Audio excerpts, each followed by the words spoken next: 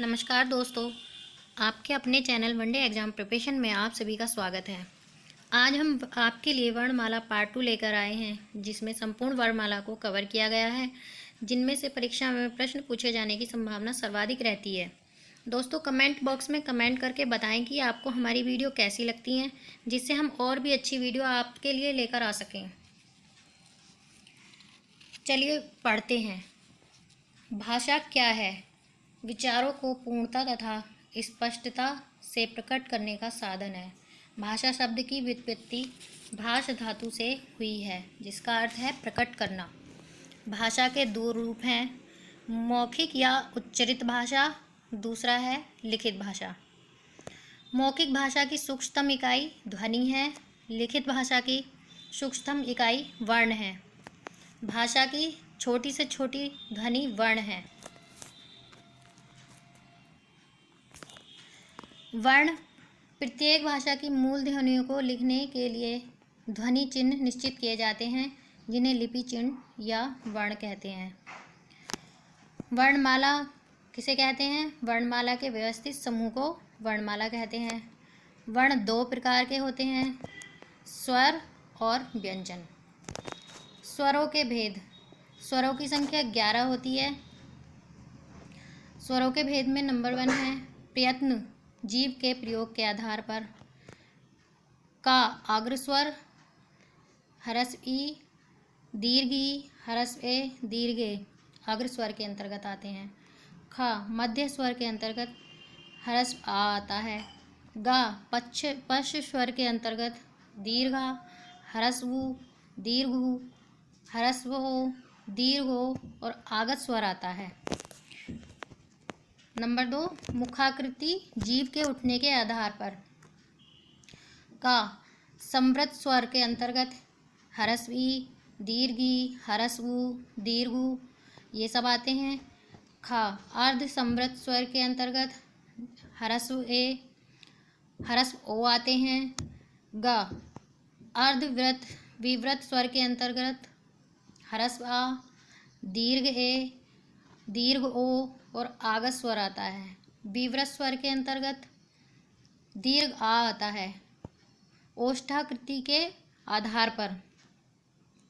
का व्रतमुखी स्वर, जिसके अंतर्गत ह्रस्व उ, दीर्घ उ, ह्रस्व ओ, दीर्घ ओ और आगत स्वर आते हैं। अव्रतमुखी स्वर, इसके अंतर्गत ह्रस्व आ, दीर्घ आ, ह्रस्व ई, दीर्घ ई, ह्रस्व ए, दीर्घ ए ये सभी आते हैं। नंबर 4 उच्चारण समय मात्रा के आधार पर। का ह्रस्व स्वर, इसके अंतर्गत ह्रस्व आ, ह्रस्व ई, ह्रस्व उ, री ऋषि ये आते हैं।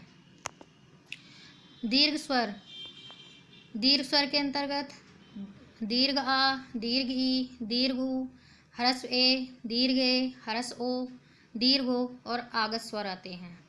प्लुत स्वर, इसके अंतर्गत ओम, राम ये आते हैं। नंबर 5 उच्चारण स्थान के आधार पर। का अनुनासिक, शिरोरेखा के ऊपर चंद्र बिंदु का प्रयोग किया जाता है। इसका उदाहरण है जैसे आँखें। ख निरानुनासिक, ह्रस्व आ, दीर्घ आ, ह्रस्व ई, दीर्घ ई, ह्रस्व उ, दीर्घ उ, ह्रस्व ए, दीर्घ ए, ह्रस्व ओ, दीर्घ ओ ये सब आते हैं। ग अनुस्वार, इसको प्रकट करने के लिए वर्ण पर बिंदु लगाया जाता है, जैसे अंक और अंश। स्रोत के आधार पर। का मूल स्वर, मूल स्वर के अंतर्गत ह्रस्व आ, दीर्घ आ, ह्रस्व ई, दीर्घ ई, ह्रस्व उ, दीर्घ उ और ऋ ये सभी आते हैं।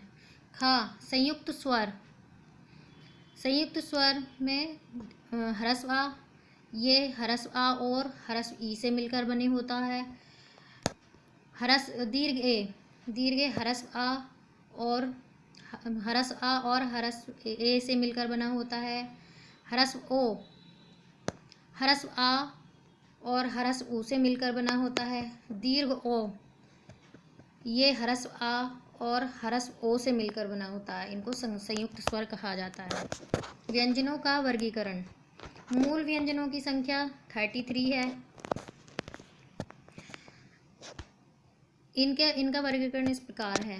उच्चारण स्थान के आधार पर इनको स्पर्शी व्यंजन कहा जाता है।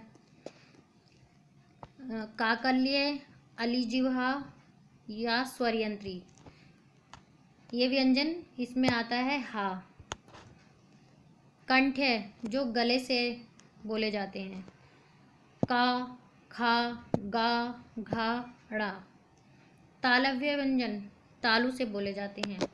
चा, छा, जा, झा, या और बड़ा शा। मूर्धन्य मूर्धा भाग से बोले जाते हैं, जिह्वा के मूर्धा भाग से। टा, ठा, डा, ढा, णा और पेट चिराशा और रा। दंत्य दांतों के मूल से बोले जाते हैं। ता, था, दा, धा, ना और ला और सा। ओष्ठ्य होठों द्वारा बोले जाते हैं। पा, फा, बा, भा, मा। दंतोष्ठ्य व्यंजन जो निचले होठ व ऊपरी दांतों से बोला जाता है। वा। स्वरों के उच्चारण स्थान। कंठ से ह्रस्व अ दीर्घ बोला जाता है। तालु से ह्रस्व ई दीर्घ ई बोला जाता है। कंठ तालव्य कंठ तालु दोनों से मिलाकर बोला जाता है। दीर्घे ह्रस्वे। ओष्ठ ओष्ठ ह्रस्व उ दीर्घ उ। मूर्धा से बोला जाता है री। कंठोष्ठ जो कंठ और होठ दोनों से बोले जाते हैं। ह्रस्व ओ दीर्घ ओ। प्रयत्न 3 प्रकार से होता है। नंबर 1 स्वर यंत्री में कंपन। इसके 2 भेद होते हैं, सघोष अघोष। अघोष वर्ण वर्गीय व्यंजनों का पहला दूसरा व्यंजन। का, खा, चा, छा, टा, ठा, ता, था, पा, फा तथा ऊष्म व्यंजन हा को छोड़कर शा, शा, सा।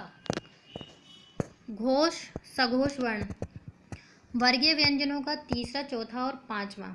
इसके अंतर्गत आते हैं गा, घा, ड़ा, जा, झा, या, डा, ढा, णा, दा, धा, ना, बा, भा, मा तथा अंतस्थ व्यंजन या, रा, ला, वा और हा तथा सभी स्वर इसके अंतर्गत आते हैं।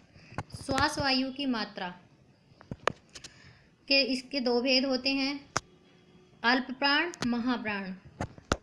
अल्प प्राण प्रत्येक वर्ग का पहला, तीसरा, पांचवा वर्ण। इसके अंतर्गत आते हैं का, गा, ड़ा, चा, जा, या, टा, डा, णा, ता, दा, ना, पा, बा, मा और अंतस्थ या, रा, ला, वा तथा सभी स्वर इसके अंतर्गत आते हैं। महाप्राण प्रत्येक वर्ग का दूसरा, चौथा वर्ण। खा, घा, छा, जा, ठा, ढा, था, धा, फा, भा तथा सभी ऊष्म वर्ण शा, सा, हा इसके अंतर्गत आते हैं। नंबर 3 मुख अवयवों द्वारा श्वास का अवरोध। स्पर्शीय या वर्गीय व्यंजन का वर्ग से पा वर्ग तक इनकी संख्या 25 होती है। नासिक्य व्यंजन ड़ा, या, अणा, ना, मा वर्गों के अंतिम वर्ण, इन्हें पंचमाक्षर भी कहते हैं। स्पर्श संघर्षी चा, छा, जा, झा चा वर्ग के व्यंजन। ऊष्म संघर्षी शा, शा, सा, हा। उत्क्षिप्त डा, ढा इन्हें द्विगुण भी कहते हैं। अंतयस्थ या, रा, ला, वा। पार्श्व की व्यंजन जिसका अर्थ है बगल का ला। प्रकंपित व्यंजन रा, इसका अर्थ है कांपता हुआ। लुंठित व्यंजन रा। अर्धस्वर या वा। अनुनासिक ड़ा, या, ड़ा, ना, मा, इनकी संख्या 5 होती है। पंचमाक्षर। संयुक्त व्यंजन छ, आधा का प्लस मूर्धन्य शा से मिलकर बनता है। त्रा, आधा ता प्लस रा से मिलकर बनता है। ज्ञा, आधा जा प्लस या से मिलकर बनता है। श्रा, आधा शा तालव्य शा तथा रा से मिलकर बनता है। द्वित्व व्यंजन, इसके अंतर्गत जैसे दिल्ली, सज्जन आते हैं। दो समान व्यंजनों का एक साथ प्रयुक्त होना द्वित्व व्यंजन कहलाते हैं। हिंदी वर्णमाला में मानक वर्णों की संख्या 52 है। धन्यवाद।